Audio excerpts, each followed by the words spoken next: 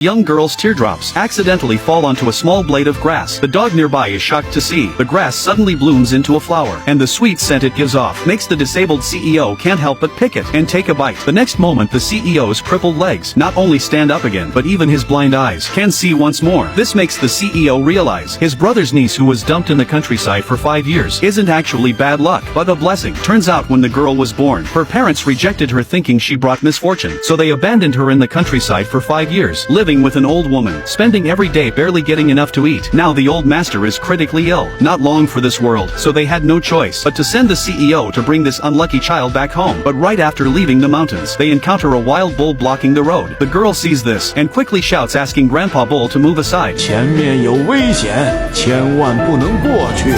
So the girl hurries to tell her uncle what the old bull said, but the assistant doesn't believe it. After all, how could an old bull possibly talk? If they don't take this road, they'll have to go a much longer way around. 生灵挡路，必有灾祸。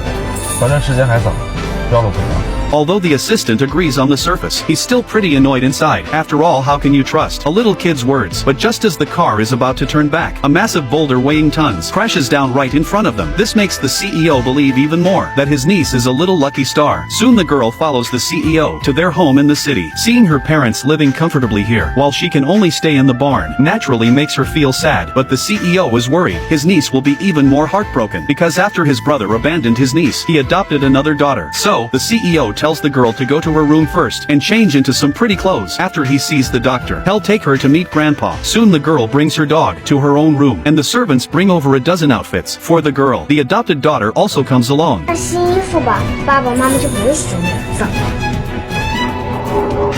小主人，不要穿这些衣服，衣服上撒了不干净的东西，你穿上去会全身发痒、起红疹子的。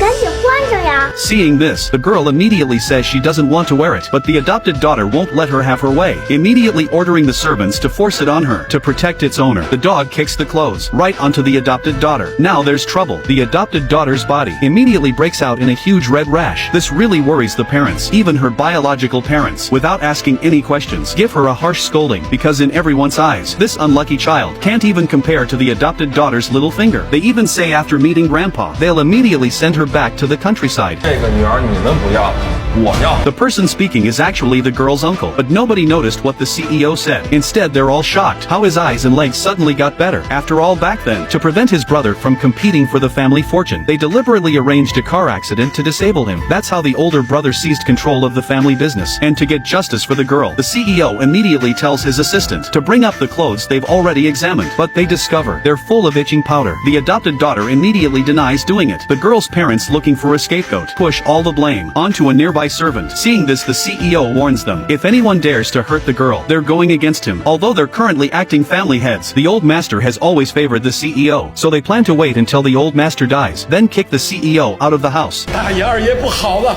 老爷他咽气了。 This makes the couple extremely happy. Soon a group rushes to the old master's bedroom, and the CEO discovers his father has indeed died. The girl's father even blames the CEO, saying if he hadn't brought this unlucky child home, the old master wouldn't have died. And seeing her uncle so heartbroken, the girl says, 我爸爸让爷爷醒过来。